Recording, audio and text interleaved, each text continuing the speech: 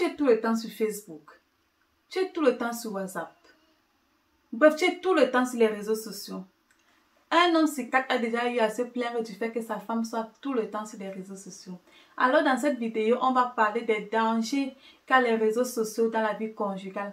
On va également parler de comment se protéger des réseaux sociaux et aussi, comme dans toute chose, on va parler du bon côté de la médaille. Alors je t'invite à regarder cette vidéo jusqu'à la fin.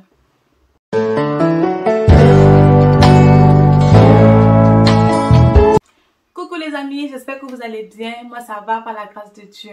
Pour tous ceux qui ne me connaissent pas d'abord, laissez-moi d'abord me présenter. Moi c'est Michelle, je suis une femme passionnée et autodidacte. Sur cette chaîne, on parle de cheveux, de pâtisserie, de cuisine et de temps en temps nous avons des débats comme un peu celle d'aujourd'hui. On parle des sujets de tous les jours, des sujets qui nous concernent, des sujets qui font parfois le buzz sur les réseaux sociaux.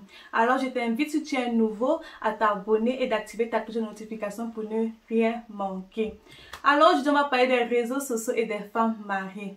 Ah là là, les réseaux sociaux et les femmes mariées, c'est grave. C'est grave. De jour en jour, les hommes se plaignent du fait que leurs femmes passent leur temps sur les réseaux sociaux.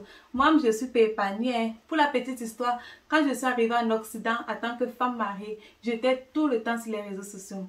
J'étais à l'affût de tout. Je connaissais tout de ce qui se passe sur les réseaux sociaux. Donc, comme quoi, je ne fustige pas celles-là qui sont tout le temps sur les réseaux. Mais par contre, on va essayer de ramener les dangers liés aux réseaux sociaux dans la vie conjugale. À numéro 1, on va parler de la comparaison. La comparaison, pourquoi? Parce que quand tu postes, quand d'autres personnes postent, tu commences à comparer ta vie à celle de cette personne-là. Et pourtant, vous ne vivez pas la même situation, vous ne vivez pas la même vie. Et aussi, il y a beaucoup de vendeurs de rêves sur les réseaux sociaux. Tout ce qui brille n'est pas toujours or. Tout ce que les gens postent ne sont pas toujours vrais. En deux, on va parler de la jalousie. Au fur et à mesure que tu vois la vie de certaines personnes sur les réseaux sociaux, tu as l'impression que ta vie, elle est pas. Comme quoi, l'herbe est plus verte chez le voisin. Et pourtant, c'est faux. Comme j'ai dit tantôt, tout ce qui brille n'est pas or. Tout ce que les gens postent sur les réseaux sociaux ne sont pas toujours vrais. En trois, on va parler du partage excessif d'informations nuit énormément dans la vie de couple. Les choses qu'avant, par exemple, quand tu avais un problème avec ton mari ou bien avec ton gars, entre parenthèses, tu appelais une de tes copines ou bien avec tu appelais ta soeur, vous causez, vous parlez, puis ça reste dans l'intimité, puis ça passe. Mais de nos jours, il y a les pages de coach où chaque personne, dont les femmes partent dans ces pages-là pour poser leurs problèmes. Et parfois, on a déjà eu à voir les hommes se rendre compte de leur histoire exposée sur les réseaux sociaux. Du coup, ça crée un manque de confiance, ça crée une forme de trahison. Ces hommes-là parfois deviennent très agressifs avec leurs femmes et perdent confiance à leurs femmes.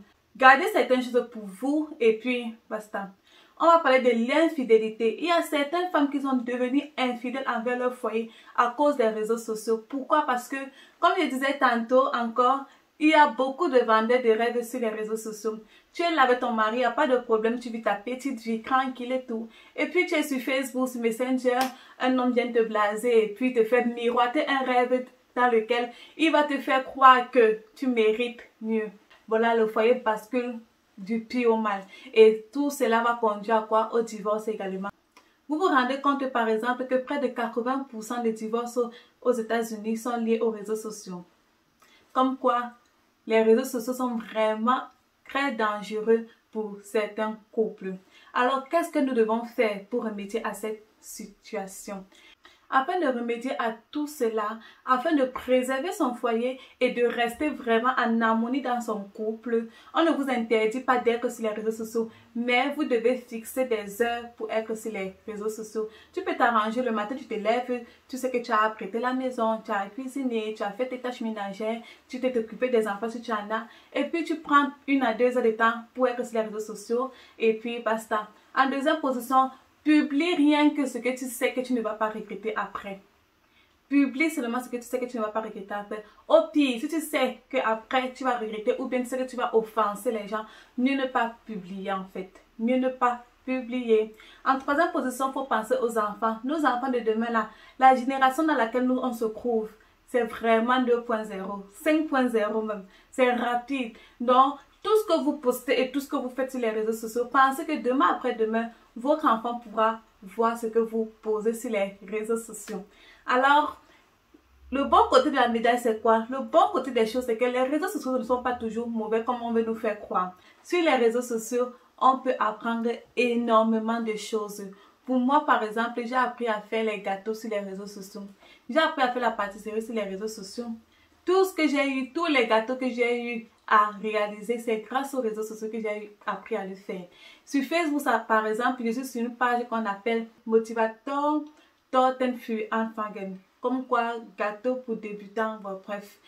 Sur cette page-là. Et là-bas, j'ai tellement appris de choses que aujourd'hui, pour faire les gâteaux, pour moi, c'est un jeu d'enfant. Il y a aussi que de nos jours, également, en Occident, par exemple, beaucoup de mariages sont vus aboutir grâce au site de rencontres. Les gens rencontrent vraiment leurs partenaires sur les réseaux sociaux, sur les sites de rencontres. Donc, comme quoi, ce n'est pas toujours mauvais. Il y a également l'afflux de nouvelles qui est très rapide de nos jours. Avant, pour avoir certaines informations, c'était compliqué. On nous mentait, on cachait certains trucs. Or, de nos jours, grâce aux réseaux sociaux, on expose les faits clairement. Tu peux voir ce qui se passe dans le monde entier clairement. Il n'y a plus de mensonges. Nous sommes au courant de tout maintenant. Voilà, c'était tout pour la vidéo. J'espère qu'elle vous a plu. Dites-moi en commentaire ce que vous pensez du sujet. Est-ce que vous avez déjà vécu cela? Est-ce que votre partenaire s'est déjà plaint du fait que vous êtes tout le temps sur les réseaux sociaux? Alors, on va se dire à la prochaine pour une nouvelle vidéo. N'oubliez pas surtout de partager, de liker, de commenter. Et on se dit à la prochaine pour une nouvelle vidéo. D'ici à là, portez-vous bien. Bisous!